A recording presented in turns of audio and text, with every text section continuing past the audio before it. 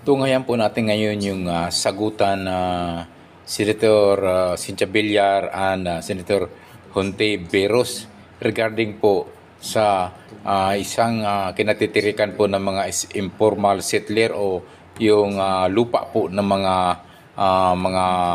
ah, pobre ng mga mamamayan. Tulad po yung mga nagtitinda lang sa palengke at mga tricycle driver. At ngayon po ay pinipilit po tatayuan po ng condominium at ini-insist ngayon ni Hontiveros. At ito ay ngayon ay pinagdidibatihan ng dalawa.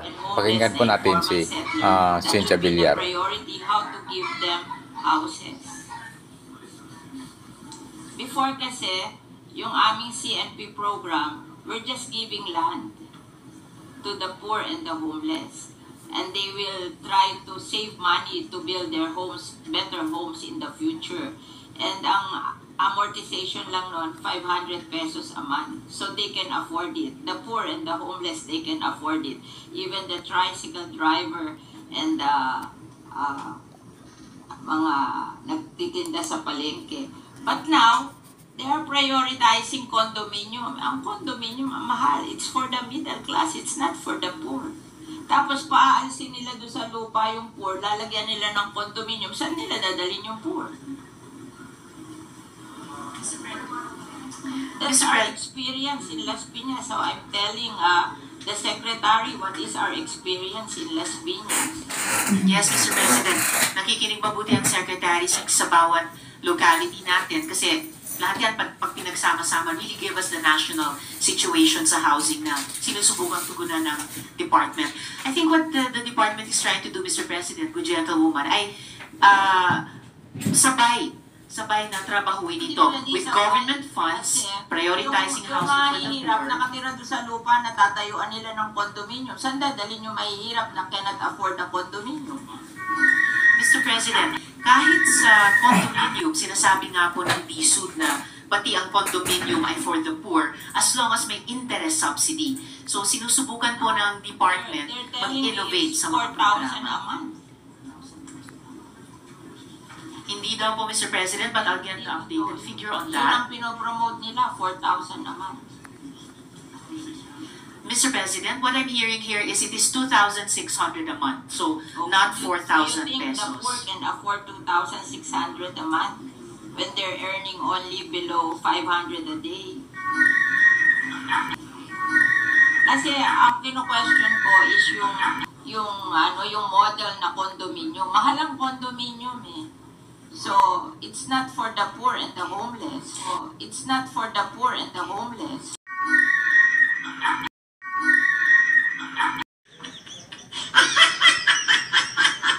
Natin kaninang government subsidy, may nauna ng proposal na interest subsidy para dun po sa mga mahihirap na mag-elect tumira dun sa mga condominium na yon or mga medium rise na iyon. At meron din pong propose na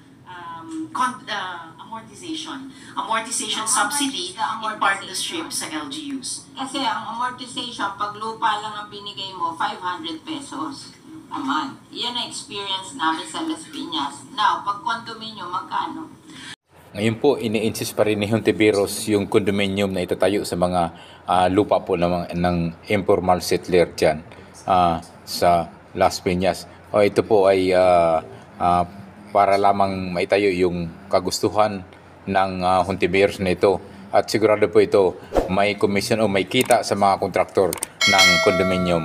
Pinipilit pong itatayo sa mga informal settler na lupain.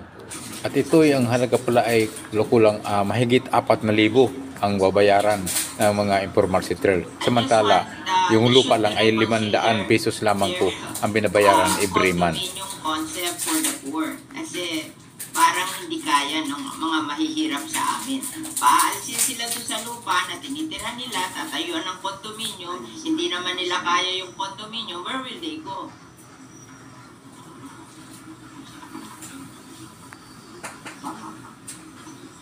Hindi sila beneficiary.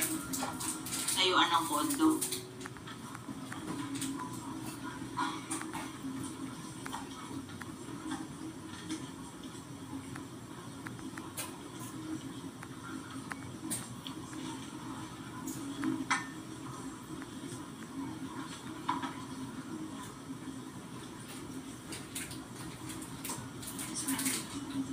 President, ang sinasabi po ng Secretary ay kahit dun sa mga lupa na sa ngayon tinitirhan ng mga informal settlers, kung doon din magtatayo ng mga halimbawa medium-rise condominium, sila rin mismo ang titira doon. So it's in Hindi nga nila obedience pa rin. ma-afford eh. That's where this comes in, Mr. President. Hindi nila ma-afford eh. Yun yung, That's the problem. yun po. Why will you insist on building them condominiums when you can distribute the land to them 500 a month lang? 500 a month lang ang babayaran nila. Why will you insist on building condominium? Dahil kikita ka doon sa kontraktor ng condominium. Dahil kikita ka doon sa kontraktor ng condominium na may porsyento ka doon, kaya pinag-i-insist mo yung condominium. Na may porsyento ka doon, kaya pinag-i-insist mo yung condominium. O bakit nyo iniisip yung condominium? Bayad naman yung mahihirap na i-distribute na lang yung land sa kanila, and that's 500 a month. That's 500 a month. Mr. President, kung naalala po ng Good Gentlewoman last year, sinimula na natin i-advocate dito sa floor na to at nagbukas ang DSUD doon na yung dinedevelop nila noong 4PH program, wala pa po yung usapin ng government guarantee, ay maging bukas na i-implement in tandem sa mga proven na programa na sinusuportahan natin tulad ng CMP. Promoting that, and I don't think that's practical. That That's is why I'm questioning you para mag-isip kayo uli kung tama yung ginagawa nyo. Kasi nakalagay sa mandate nyo to help the poor and the homeless. But the poor and the homeless cannot afford a condominium. Why not distribute the land under the community mortgage program na 500 a month lang ang ano nila? Ba't ayaw nyo nun? Katulad namin, itong inyong NHA, some of the people na homeless sa amin along the river drive na hindi naman pwedeng ibigay sa kanila yung easement ng ilog, they are being relocated tonight. Ang ano doon, no down payment, 700 ang hulog, townhouse. O, mas better pa yon kesa magtayo ka ng condominium sa Las Piñas tapos hindi naman ma-afford ng mga tao. Saan mo dadalhin yung mga tao? O, paalisin nyo doon sa lupa, tatayuan nyo ng kondo. Saan nyo dadalhin yung hindi kayang magbayad sa kondo? O, di homeless na naman yon. Hindi ba unfair sa kanila? Pinaalis mo doon sa lupa na tinatayuan nila, tatayuan mo ng kondo, tapos ibibigay mo sa middle class, tapos yung mga mahihirap, wala na naman bahay. You have to reconsider what you're doing. I think it's wrong. Yes, Mr. President. I think sa tulong ng Senado, dito sa mga budget plenaries natin, naisusulong natin yon. Hindi lang yung reconsideration, pero yung redesigning din mismo ng 4PH program. I think we have done the community mortgage program in Las Piñas for I think 30 years, and it's very successful. We just give them the land. They don't want the condominium. They just want to have a land to build their houses on.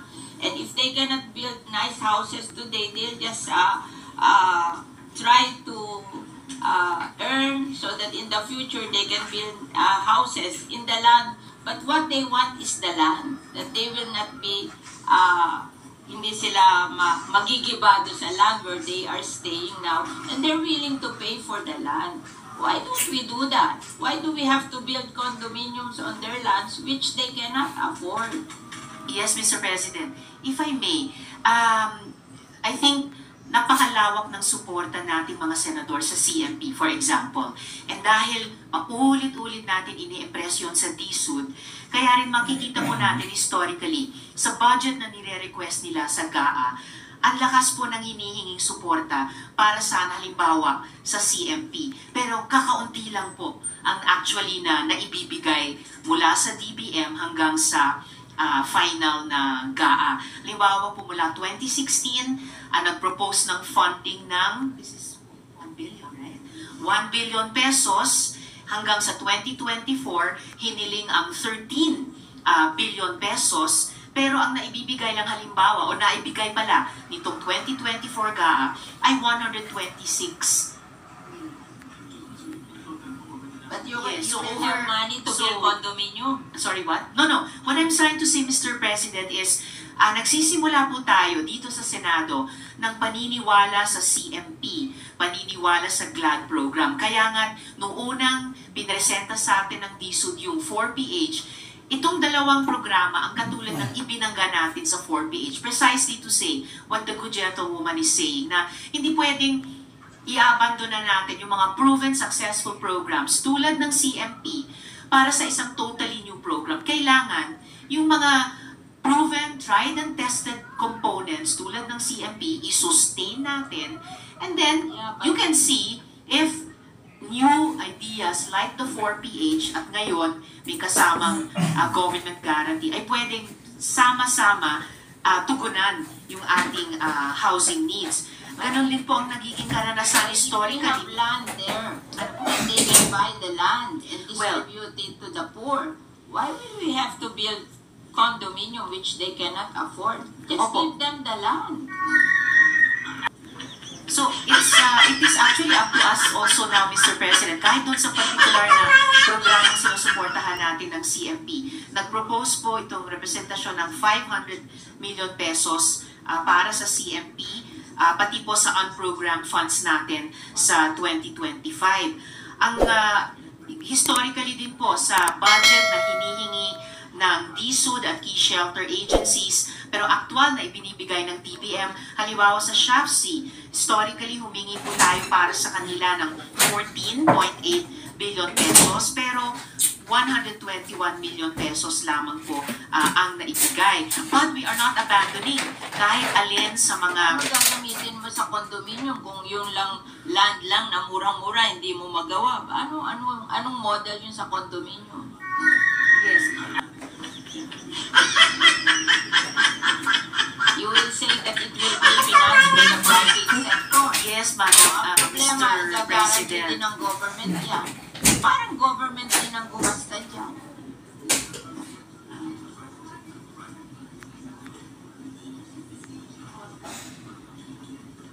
Kasi kami, in Las Piñas, we're very successful sa CMP program. The poor can afford that. Why are we abandoning it that gusto natin tayuan ng condominium when it's more affordable for the poor? Mr. President, if I may make a few more points of record para lang makompleto din itong discussion namin ng good gentlewoman. Ang priority po ng DSUD kasi hindi yung lupa lang. Gusto ng Secretary ay pag bumili ng lupa, magtatayo din po ng bahay in various forms. Yung forms na gusto natin sa CMP, sa GLAD program ng SHAFC, and ang tinetest natin ay kung pwedeng i-complement yan nitong 4PH na may government Lang yung guarantee. condominium kung kanila. Kaso kukunin nila yung lupa ng mga informal settler. Tatayuan nila ng condominium. Where will the informal settler go? Pero They cannot afford a condominium. Paaalisin nila doon. Saan nila dadalhin? Hindi po ma. Paaalisin eh. Ganun na ang pinopromote sa amin eh. This is on the ground. Kaya ako nagsasalita, I'm hearing it in the ground. Napaalisin sila dahil pinangangakuan sila ng condominium. Napaalisin sila dahil pinangangakuan sila ng condominium. Tapos tinanong ko, how will you pay for the condominium? Ang sabi nyo, mag-uutang sa Pag-ibig. Pag hindi sila napasa sa Pag-ibig, hindi sila pwedeng bumili ng condominium. O where will they go? Mr. Secretary, may problema po tayo sa Las Piñas kasi what I'm trying to show here is pag kinumbine po natin yung mga tried and tested na housing programs natin tulad ng CMP, tulad ng GLAD, plus itong 4PH na isinusulong natin with government guarantee, masasagot yung housing backlog natin, pati sa mahihirap, pati particular sa Las Piñas. So, paano po natin tutugunan yung problema? They cannot afford the condominium. I'm telling you. Kasi I know how to build condominium, so I know that they cannot afford that. Ang ayoko lang naman, mawalan sila ng opportunity to have lands. O kung hindi nila kaya ang condominium, give them the opportunity to own the land and let them build houses in the future. Yun namang kanilang houses, meron silang houses, ililipat lang nila doon sa lupa na allocated for them. We have seen it. Actually, Now, Mr. Their homes are 4 stories. Kasi dahan-dahan nila 30 years, dahan-dahan nilang binil. Precisely, Their Mr. own President. condominium. Yes, Mr. President. Yung sinasabi po ng gentlewoman, yun po yung pinupuntahan ko na given yung best practice natin sa CMP, yung best practices ng ibang mga informal sector community sa GLAD, na pwedeng mag-combine yun dun sa components ng 4PH. Na ito nga, gaya ng sinabi nyo, over time, naging 4-story. So, yun po ay consistent dun sa mid-rise na condominium na sinasabi na I hear the good gentlewoman, Mr. President. 500 pesos for the land. That they can afford. O later on, magsisave sila. Pag lumaki ang anak nila, nakakasave sila, then slowly they build their homes there on the land. But ang sinasabi ko, don't deprive them of the land because you want to build condominium. Yes, Mr. They President. cannot afford the condominium. Opo, gaya ng nabanggit ko po kanina sa Good Gentlewoman, ang konsepto po ng department sa 4PH and with government, yung mismong informal settlers na nandun sa isang Hindi nga lupa, sila kukwalify eh. Kasi wala silang income na gano'n that can afford to pay for the amortization of the condominium. Let's be practical. They cannot afford that. Mga ano lang yan eh, tricycle driver. They cannot afford that. Mga ano lang yan eh, tricycle driver. Mga nagtitinda sa palengke. Mga nagtitinda sa palengke. Hindi naman everyday continuous ang income nila. Wala naman magsa-certify sa income nila, napapasa sa pag-ibig. Alam mo, kung mag-process sa pag-ibig, there should be a certification of your income. Who will certify for the tricycle driver and the nagtitinda sa palengke? Mr. President, Kami rin nagpo-process kami sa pag-ibig. Kami nga, nagda-down sa amin ng ang laki-laki, bumabagsak pa rin sa pag-ibig. Nire-refund namin yung down payment kasi they cannot qualify. Mr. President, kahit sa 4PH na may government guarantee, may nakikitang importanteng papel ang pag-ibig. But to get back to the important concern ng Good Gentlewoman, meron na po tayong proof of concept with informal settlers sa Bacolod. Tama mo? Sa Bacolod. So, I hear what the Good Gentlewoman is saying, yung problema sa Las Piñas. When there are no homeless or poor people there. Here in Las Piñas, they will remove the homeless and the poor people to build the condominium. Where will the poor and the homeless go? Hindi naman sila qualify dun sa pag-ibig to buy the condominium. How do we solve that?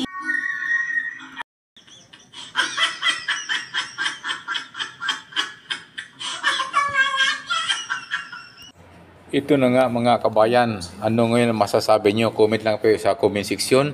At ito'y dumali na naman tong PhilHealth Queen na ito'y nangamkamgan ng pundo ng PhilHealth Queen. Ngayon, yung gumawa na naman at ito'y ginamit pa yung lupa ng mga informal settler, mga pobreng magagawa na ito'y magtitinda lamang, mga nagte-tricycle.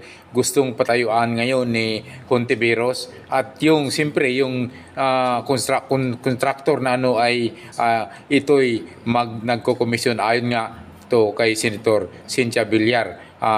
Ito'y harap-harapan sinasabing kumikita ka dito sa construction na ito na gusto mong i-insist. Hindi kaya po ng mga informal settler na mga nagtatrabaho lamang sa palengke, mga tricycle, itong mga pobreng mga mamamayan. Babayaran nila. Why will you insist on building condominium? Dahil kikita ka doon sa contractor ng condominium na may porsyento ka doon, kaya pinag-i-insist mo yung condominium. Bakit nyo ini-insist ang condominium? Bayad naman yung mahihirap na i-distribute na lang yung land sa kanila, and that's 500 a month.